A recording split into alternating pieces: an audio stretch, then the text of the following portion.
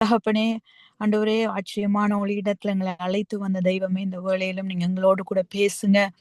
எங்களோடு உம்முடைய வசனத்தின் மூலமா இடைப்படுங்க ஆண்டவரே. நீங்கள் எங்களுக்கு உணர்த்துகிற காரியங்களை அறிந்து கொண்டு, அதை தெரிந்து கொண்டு, புரிந்து கொண்டு, எங்களுடைய வாழ்க்கையிலே நாங்கள் அதை அப்பிராயப்படுத்த, எங்களுடைய ஆவிக்குரிய கண்களையும், செவிகளையும் எங்களுக்கு திறந்து தாங்க ஆண்டவரே.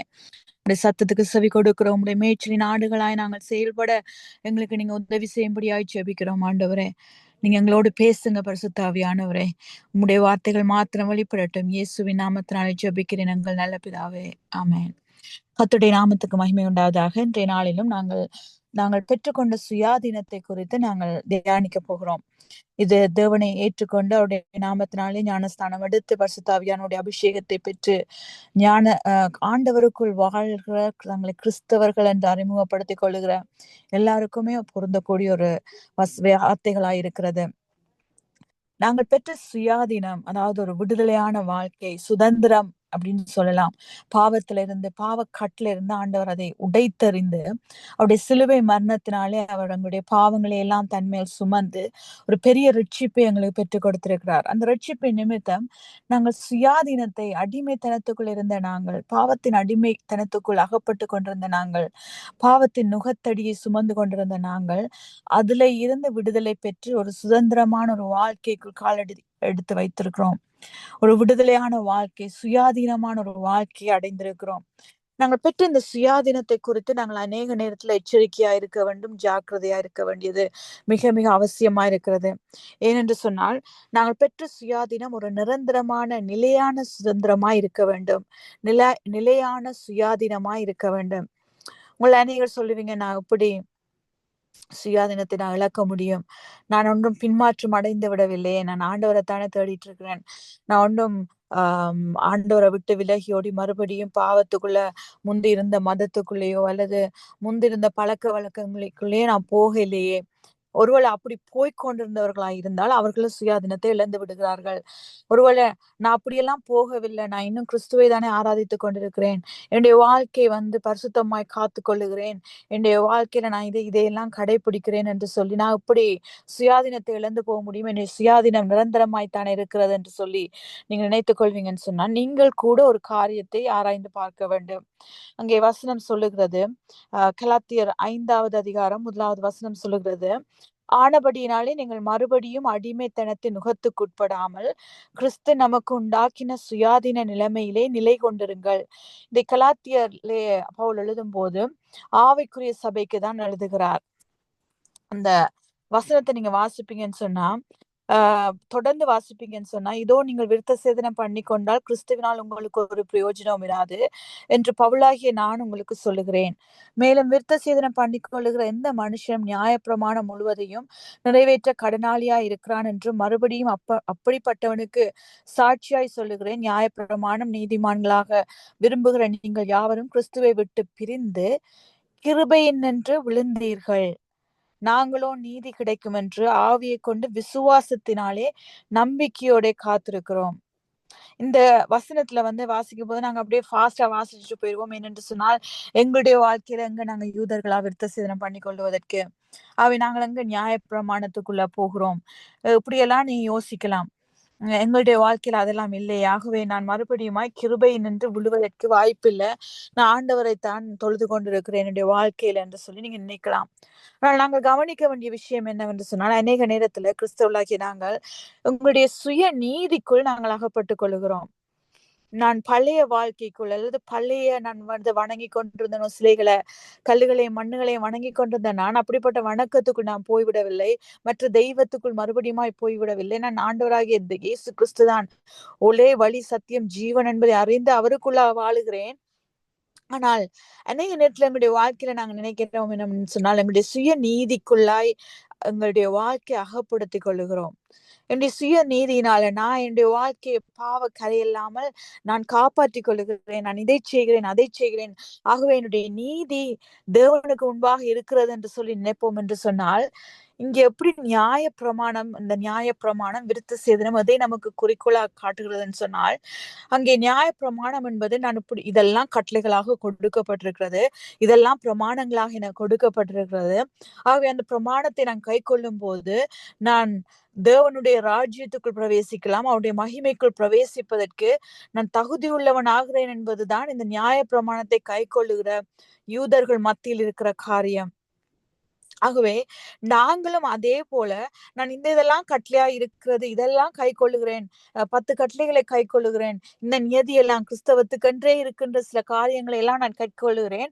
நான் கை கொள்ளுகிறது நிமித்தம் நான் பரலோக ராஜ்யத்தை அடைந்து விட முடியும், என்னுடைய கிறிஸ்தவ வாழ்க்கை கிறிஸ்துவுக்குள் இருக்கிறது என்று சொல்லிக்கொண்டு நாங்கள் நினைத்துக் கொண்டிருப்போம் என்று சொன்னால், நாங்கள் எங்களை அறியாமலேயே சுய நீதிக்குள் என்னுடைய செயல், என்னுடைய நீதி, நான் நான் கட்டி காப்பாத்தி கொண்டிருக்கிற பரிசுத்தம் என்று சொல்லி எங்களுடைய சுய பரிசுத்தத்துக்குள்ளும் சுய நீதிக்குள்ளும் எங்களை அகப்படுத்திக் கொள்ளுகிறோம்.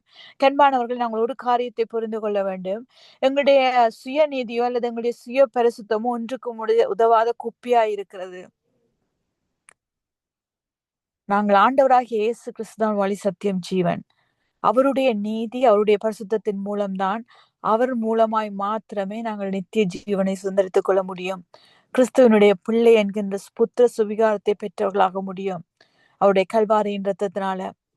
அவர் இல்லாமல் நாங்கள் எதுவுமே எங்களுக்கு நீதியா எண்ணப்பட முடியாது. அவர் மீது வைத்திருக்கிற அந்த அசைக்க முடியாத விசுவாசம் மாத்திரம்தான் எங்களுக்கு நீதியாய் எண்ணப்படும். ஆகவே அப்படிப்பட்ட ஒரு நீதியை நாங்கள் கை கொள்ள வேண்டும் என்று சொன்னால், பெற்றுக்கொள்ள வேண்டும் என்று சொன்னால், அதை காத்து கொள்ள வேண்டும் என்று சொன்னால், அந்த கிருபையிலிருந்து நாங்கள் விழுந்து விடாமல் இருக்க வேண்டும் என்று சொன்னால், நாங்கள் எங்களுடைய வாழ்க்கையில நாங்கள் வைத்திருக்கிற அந்த ஆண்டவர் மீது வைத்திருக்கிற அந்த விசுவாசத்தையும், அவர் மீது கை கொண்டிருக்கிற காரியத்தையும், அவர் பெற்று தந்த சுயாதீனத்தையும் இழந்து விடாமல் இருக்க வேண்டும். ஆகவே முதலாவது அதுக்கு காரணம் என்னவென்று சொன்னால், எங்களுடைய சுய நீதிக்கான அழைப்பை நாங்கள் இனம் கண்டு கொள்ளுகிறவர்களாய் இருக்க வேண்டும். எப்படி என்று சொன்னால், நாங்கள் எதற்காக அழைக்கப்பட்டிருக்கிறோம், என்னத்துக்காக அழைக்கப்பட்டிருக்கிறோம், யாராக அழைக்கப்பட்டிருக்கிறோம் என்பதை இனம் கண்டு கொள்ளும் போது எங்களுடைய விடுதலையின் வாழ்க்கைக்கான ஒரு விஷனை நாங்கள் எங்களுடைய கண்கள் பார்க்க வேண்டும். அதை பார்க்கும்போது நாங்கள் பெற்றுக்கொண்ட சுயாதீனத்தை நாங்கள் தக்க வைத்துக் கொண்டு அதை ஒரு நிரந்தரமான சுயாதீனமாய் பெற்றுக்கொள்ள முடியும்.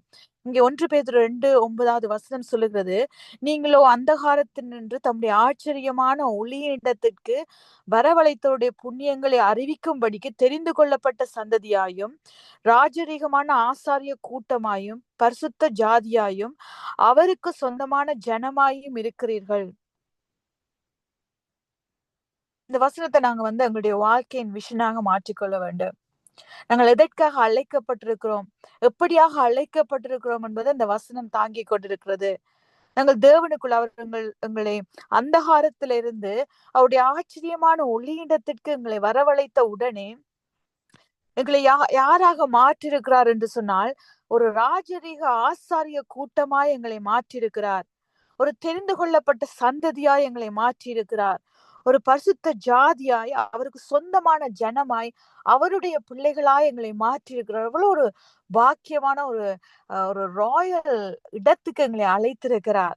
ஒரு விசேஷமான அழைப்பை நாங்கள் பெற்றிருக்கிறோம். ஆகவே இந்த அழைப்பின் இந்த விஷயம் நாங்கள் அறிந்து கொள்ளும் போது, புரிந்து கொள்ளும் போது, நாங்கள் பெற்றுக்கொண்ட அந்த சுயாதீனத்தை லேசாக பார்க்க மாட்டோம். முழுக்க தண்ணில விழுந்து முழுக்க ஞானஸ்தானம் பெற்று விட்டேன், அதுதான் என்னுடைய ரட்சிப்பின் அடையாளம் என்று சொல்லிக்கொண்டு அதை ஒரு அலட்சியமாய் நாங்கள் பார்க்காமல், நாங்கள் பெற்றுக்கொண்ட அந்த ரட்சிப்பின் மகிமையை நாங்கள் உணர்ந்து கொண்ட வாழ்க்கையை வாழ முடியும். இது மிக முக்கியமான ஒரு காரியம். உங்களுடைய சுயாதீனத்தின் அழைப்பை நாங்கள் இனம் கண்டு கொள்ள வேண்டும்.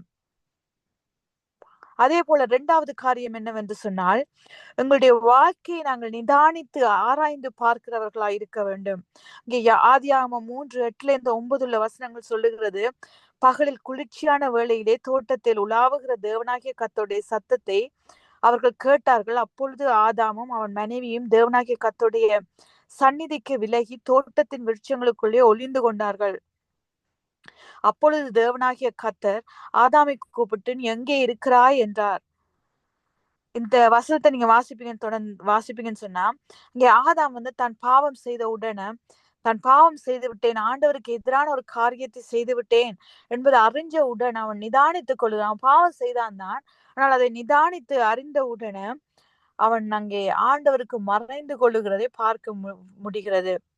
நிதானித்து அறிவதென்று சொன்னால் என்னன்னு சொன்னா, நான் பாவத்துல விழும்போது நாங்க ஆண்டவர் எங்களுடைய சுயாதீனத்தை பெற்று கொடுத்த பிறகு நாங்கள் ஆண்டவருக்கு பிரியமில்லாத ஏதாவது ஒரு காரியத்தை எங்களுடைய வாழ்க்கையில செய்கிற பட்சத்துல, ஐயோ நான் இதை செய்து விட்டேன் என்கின்ற அந்த உணர்வு எங்களுக்குள்ள ஏற்பட வேண்டும். முதலாவது எப்படி எங்களுடைய அழைப்பை இனம் கண்டுகொள்கிறோமோ அதே போல அந்த அழைப்புக்கு பிறகும் அந்த அழைப்புல நாங்கள் இருக்கும்போது வாழும்போது ஏதாவது ஒரு குற்றமோ குறையோ எங்களிடத்துல இருக்கும் போது அதை இனம் கண்டு கொள்ளுகிற வாழ்க்கை, ஒரு புரிதல், ஒரு அறிவு எங்களுக்குள்ளே அத்தியாவசியமா இருக்கிறது.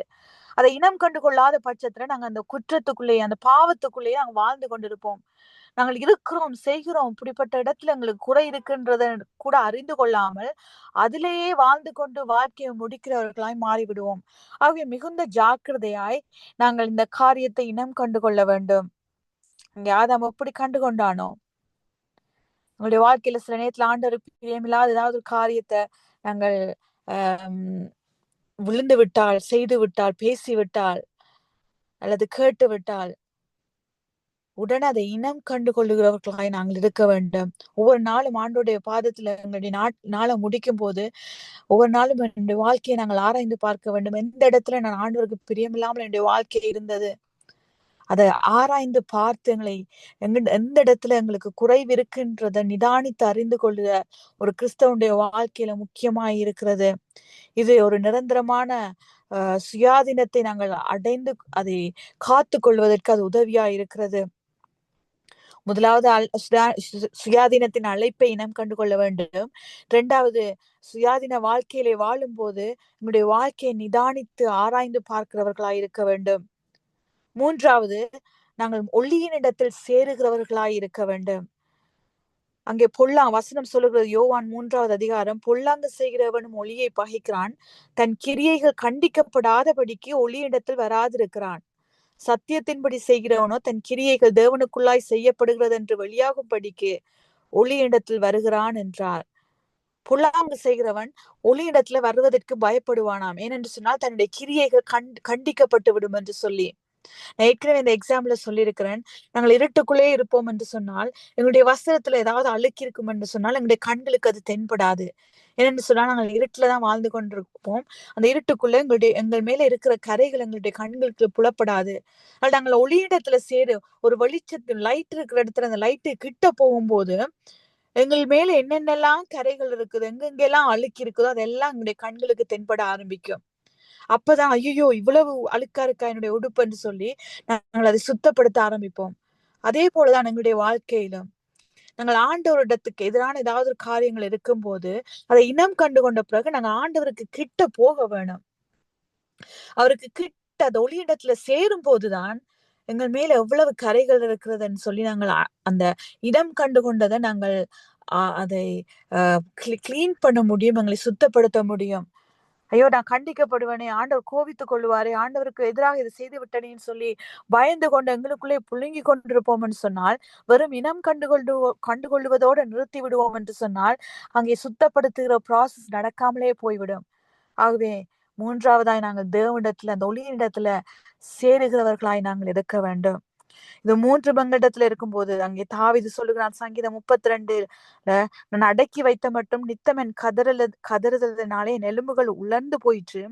இரவும் பகலும் என் மேல் உம்முடைய கை பாரமாயிருந்ததுனால் என் சாரம் உஷ்ணகால வறட்சி போல வறண்டு போயிற்று.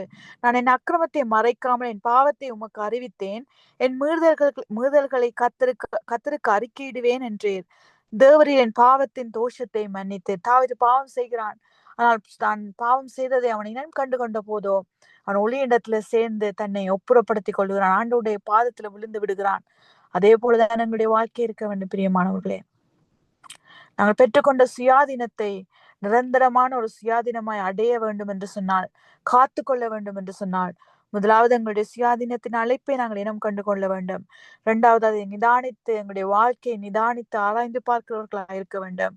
மூன்றாவது ஒளியிடத்துல சேருகிறவர்களா இருக்க வேண்டும். அந்த ஒளி ஆண்டவராக இயேசு கிறிஸ்து. இது 3 எங்களுடைய வாழ்க்கையில இருக்கும் போது நாங்கள் எங்களுடைய சுயாதீனத்தை நிரந்தரமாய் தக்க வைத்துக் கொள்கிறவர்களாய் ஆண்டவர் மறுபடியுமாய் வரும் வரைக்கும், நித்திய ஜீவனை சுதந்திரித்துக் கொள்கிற வரைக்கும், கடைசி மட்டும் எங்கள் ஓட்டத்தை ஜெயமாய் ஓடி முடிக்க முடியும். நாங்கள் ஜெபிப்போமா? அன்பின் பரலோக பிதாவே, இந்த வேலைக்காய் உமக்கு நன்றி ஆண்டவரே. தகப்பனே, என்ற கேட்ட வார்த்தைகளின்படி ஆண்டவரே, நாங்கள் பெற்றுக்கொண்ட சுயாதீனத்தை காத்துக்கொள்ள எங்களுக்கு உதவி செய்யுங்க ஆண்டவரே. முதலாவது எங்களுடைய சுயாதீனத்தின் ஆண்டவரே அழைப்பின் மகிமையை நாங்கள் புரிந்து கொள்ளுகிறவர்களா எங்களை மாற்றுங்க ஆண்டவரே. மாத்திரம் இல்லாமல் நாங்கள் பெற்றுக்கொண்ட சுயாதீன வாழ்க்கையில் வாழும்போது எங்களுடைய வாழ்க்கையை நாள்தோறும் நிதானித்து ஆராய்ந்து அறிகிறவர்களா இருக்க கிருபை செய்யுங்க. ஏதாவது கரைகளை காணும் பட்சத்திலே அந்த ஒளியினாகிய உம்மிடத்துல சேருகிறவர்களா இருக்க எங்களுக்கு நீங்க உதவி செய்யுங்க ஆண்டவரே. வசனம் எங்களை நடத்தட்டும். உங்களுடைய காரியம் ஆண்டவரே, உம்முடைய தொடுதலினால் எங்களுடைய வாழ்க்கைகள் பலப்படட்டும். நாங்கள் குறைவுள்ளவர்கள் சுவாமி. எங்களுடைய சுய பலத்தினால நாங்கள் எதையுமே செய்ய முடியாது ஆண்டவரே. கிருபையினால எங்களை மன்னித்து தாங்குங்க ஆண்டவரே. உங்களுடைய வாழ்க்கையை பலப்படுத்துங்க. உமக்கு ஏற்ற வாழ்க்கையை வாழ உதவி செய்யுங்க தகப்பனே. நீங்க நடத்துங்க ராஜா. இயேசுவின் நாமத்தினாலே ஜெபிக்கிறேன் எங்கள் நல்ல பிதாவே. ஆமேன், ஆமேன், ஆமேன். Thank you sister. ஆமீன், ஆமீன், ஆமீன். நன்றி சிஸ்டர். அருமையான வார்த்தையின் வெளிச்சத்தின் பகுதியில வெளிச்சத்தை நமக்கு வெளிப்படுத்தி நீங்கள் சத்தியத்தின் ஆழத்தை கற்றுக்கொண்டோம். நாம் எதற்காக அழைக்கப்பட்டோம், ஏன் அழைக்கப்பட்டோம், என்ன நோக்கத்துக்காக அழைத்தார், அந்த அழைப்பின் திட்டம் தான், வடிவம் தான் என்ன என்று ஆழமாக அந்த சுயாதீனத்தை அந்த பாவத்திலிருந்து விடுதலை பெற்ற நாங்கள் அவருடைய அந்த அழைப்புக்கு நாங்கள் உண்மை உள்ளவர்களாய் பாத்திரங்களாய் விளங்கவே அழைத்திருக்கிறார். இந்த அருமையான வார்த்தையின் வெளிச்சத்தின் பகுதியில் நமக்கு வெளிச்சத்தை கற்றுக் கொடுத்தீர்கள். வெளிச்சத்தை பெற்றுக்கொண்டோம், சத்தியத்தின் ஆழத்தை கற்றுக்கொண்டோம். அப்படியா கற்றுக் கொடுத்த உங்களை, எங்கள் குடும்பத்தின் ஊழியங்களை கர்த்தர் நிறைவு ஆசீர்வதிப்பாராக. உங்களுக்கு இன்னும் நேரம் இருக்கிறது. நீங்கள் இன்னும் 13 நிமிடங்கள் எடுத்துக்கொள்ளலாம். சரியாக 30 நிமிடங்கள் உங்களுக்கு கொடுக்கப்படுகிறது. நீங்கள் அடுத்த முறை வரும்பொழுது அப்படியாக அந்த நேரத்தை நீங்கள் எடுத்துக்கொள்ள நான் கர்த்தர்களை விசுவாசிக்கின்றேன். நன்றி சிஸ்டர். கர்த்தர் சித்தமாக நாங்கள் இன்னொரு அழைப்பில சந்திக்கும் வரைக்கும் தேவ சமாதானத்தை நித்திய வெளிச்சத்தின் டீம் சார்பில் உங்களை தெரிவிக்கின்றோம். கர்த்தருக்கு சித்தமாக மீண்டும் சந்திப்போம். கர்த்தர் நாம் ஒன்றை மையப்படுவ. நன்றி சிஸ்டர். Thank you sister.